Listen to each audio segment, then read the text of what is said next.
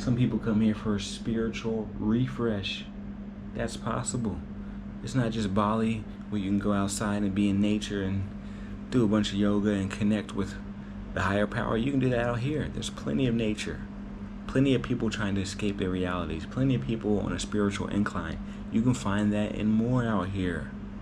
It's not just hustle and bustle. Yes, I'm in Bangkok, but there's other cities you can go to.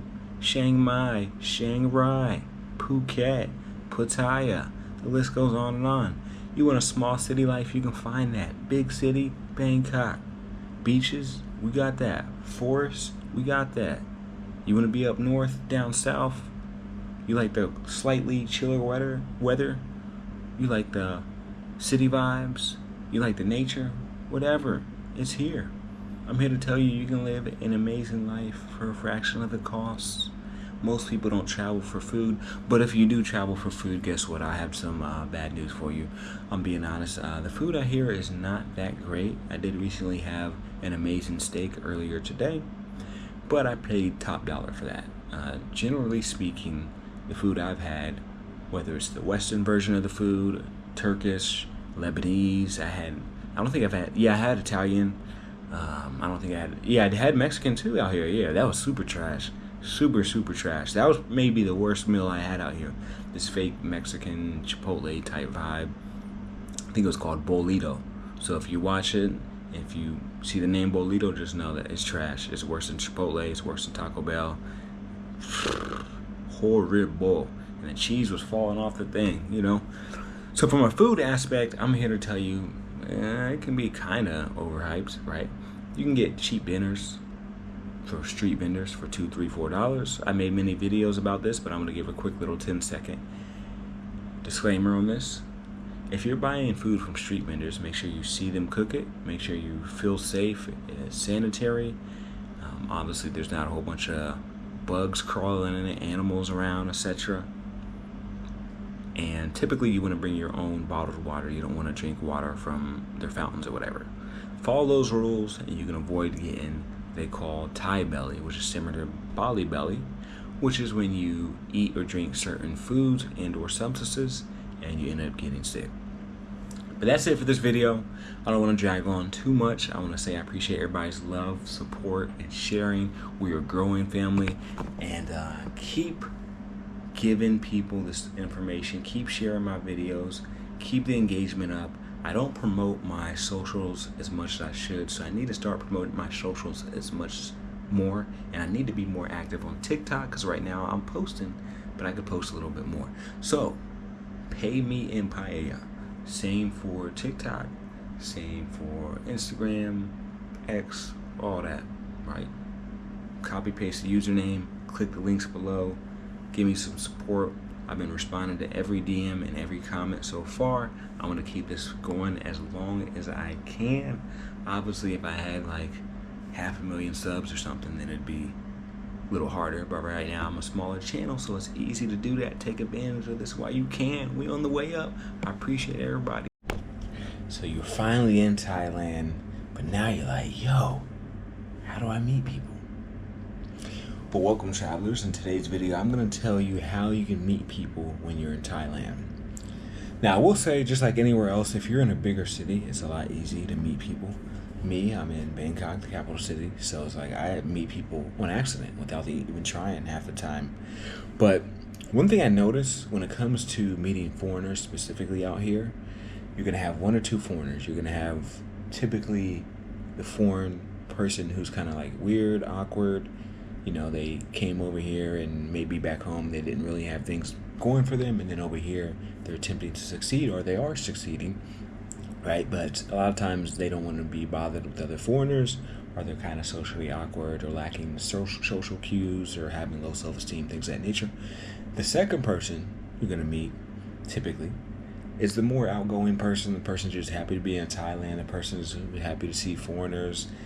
And there's a lot of these people around, right? So maybe it's about, I remember mentioning in a previous video, like months ago, saying, okay, I felt like the first personality type was like 70%, and then 30% is like the cool people, open-minded, want to meet people, etc. I gotta now change those numbers. I almost think it's the other way around. So maybe it was just the neighborhood I was in because I was in a certain neighborhood where now I'm downtown. So that makes more sense, because downtown it's like you're surrounded by people, so you got to constantly be talking. But there's a few ways you can meet people. So one thing you can do is you can learn a little basic Thai, Sawadee Ka, right? If you know a little bit of basic Thai, then it makes it easier to meet the locals. But if you want to meet foreigners, then I guess you don't have to worry about from that aspect. But there's always going to be some type of language and cultural exchange. So one thing you'll find out in a lot of countries, not just Thailand, but it is here, is there's people who want to learn English. So if you go to like language meetups, cultural exchanges, intercambios, as some people may call it, where you're speaking their language or speaking your language, you guys learn from each other. That's one way you can meet people. And you can also meet like-minded travelers there. So it's not just the Thai locals there. You can meet people who are maybe from Finland, people from the Netherlands, people from South Africa, but they're just big into traveling, big into culture, and you guys are going to have that like-mindedness because you both came to Thailand for a reason, right? Of course. So that's going to be a good way to meet people who think like you and move similar off your patterns. Now, you can do this in the physical form, or they always have the digital one. So one of the one of the biggest ones I've seen or heard of is called Meetup.com. I personally haven't used Meetup in years, but it is still popular from the reviews I read online. And the thing about it is people typically are pretty open-minded on there, right? They're not as guarded because there's a digital screen in front of them. They're able to kind of conceal things, but you'll be able to find some people there, some like-minded people who also want to travel, learn language exchange, stuff like that.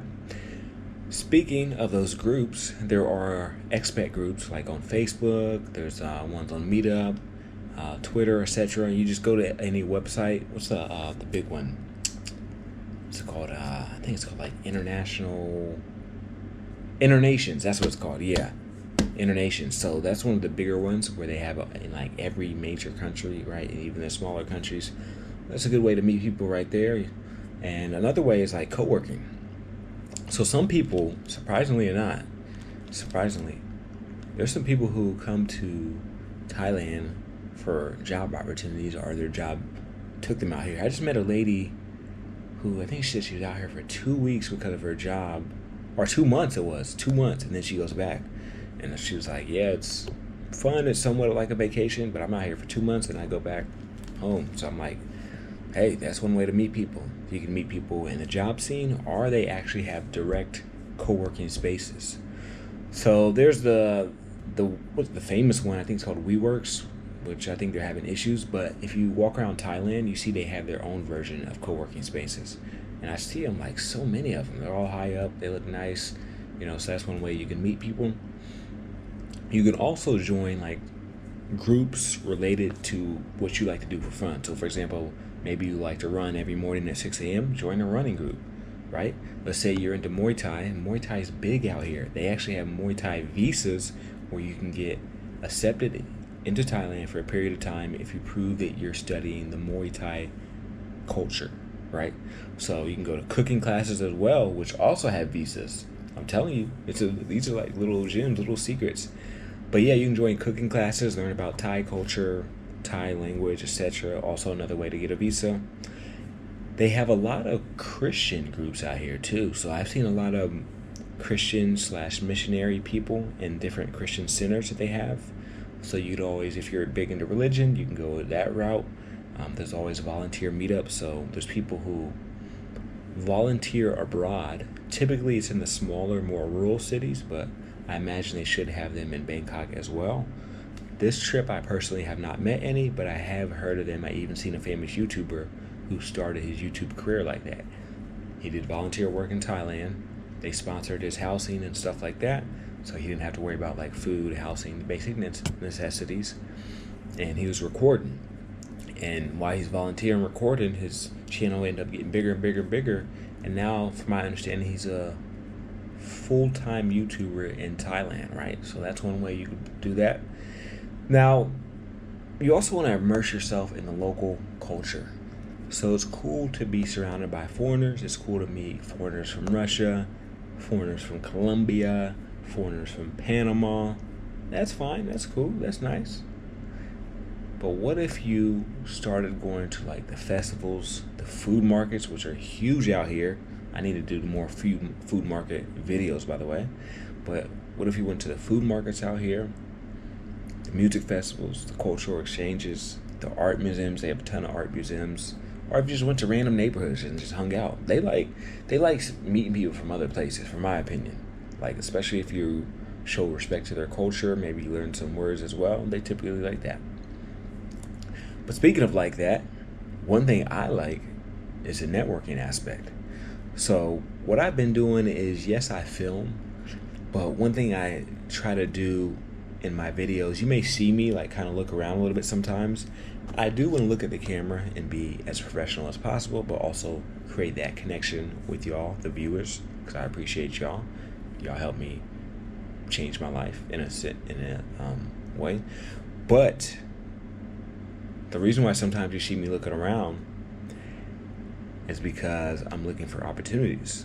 Because a lot of the times I film in public. I personally don't like filming in my room, kind of like how this video is. I do it either if the weather's too bad, or maybe I'm feeling sick, or is there something going on. But typically I like to be outside. I like to feel the energy, get the sun weather, get, the vibes, and I feel like it's more engaging because you're like, you don't know what's going to happen. It's more like realistic. We're here, when you're indoors, you feel a little more safe, so you're not on edge as more. But I think when you're on edge, it kind of builds up for the video, in my personal opinion. But the reason why I'm scanning around is because a lot of times, you'll even see it on camera sometimes, people will come up to me and start talking to me because they see me filming in public. They're like, what's going on? What you doing? Or I'm looking at them like, what you doing? Because like I said, where I'm at, there's a lot of people with their camera out. So I may meet another YouTuber, I may meet a business opportunity, I may meet some entrepreneurs, some social media influencers. I'm constantly scanning the environment like, okay, yeah, I'm talking to the camera, but hey, there may be someone else right there. I've done collabs with people I've met while filming. I've done collabs with people who I met and 2 minutes later we're making a video, right? So that's why I'm always scanning. But enough of my personal information. I'm going to go back to the topic of the video, right? And the main topic of this particular video is meeting friends in Thailand. So with the networking situation, you could utilize groups like LinkedIn, which is a popular business website that has become emerging in the last couple years. I personally do not have a LinkedIn account because I don't like how they ask for so much personal information. But that may be a vibe for you or an option for you. You got to remember, when you're out here, please be professional and please respect people's culture. I look at going to another country like going to another person's house. You don't go to another person's house and tell them how to run it, so you don't want to go to another person's country and tell them how to run it. Respect the rules, respect what's going on locally, and that will open up a lot of doors for you. You want to avoid taboo topics. Never criticize the monarchy or touch someone's head. In Thailand, if you touch someone's head or if you criticize the monarchy, it's considered a sign of disrespect. Please don't do it, and please make sure you look into everything like that when it comes to that particular aspect. Stay consistent and be patient. Understand when you meet people, some of them may be flaky, some of them may cancel on you, some of them may reschedule. It is what it is. I'm telling you, it's happened to me, where you meet someone, you're all cool, and then whatever, maybe our schedules don't align, maybe you don't like their personality, they don't like your personality. Things happen.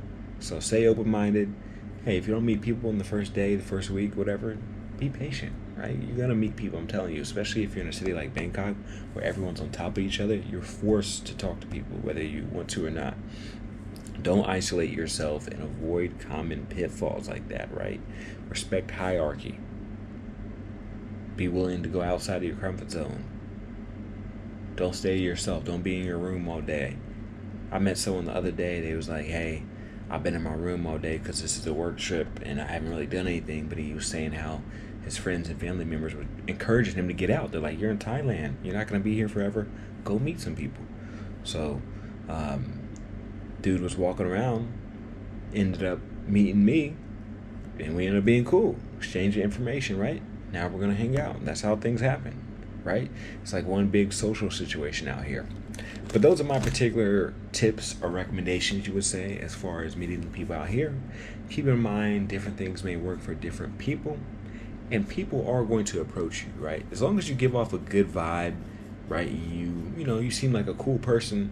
There's gonna be instances where you don't have to go up and talk to someone. Someone's gonna come up and talk to you. That's happened to me, right? For whether it's the Thai locals or whether it's another foreigner, they see me with my camera. Maybe they think that's interesting, or maybe they like the way I dress, or maybe we're in a certain environment where that environment is conducive to me. Could be anything, or maybe they're just trying to get some money out of me. Who knows, right? Especially those tuk-tuk drivers. They're aggressive. I made a video, and I'm just walking in the video, and they just keep approaching me. But hey, it is what it is. But make sure y'all like, comment, subscribe, and share. Make sure you follow all of my socials. My information is down below in the description part of this video. If y'all have any recommendations, suggestions, or you just want to chop it up with me real quick, you can leave a comment under this video. Peace.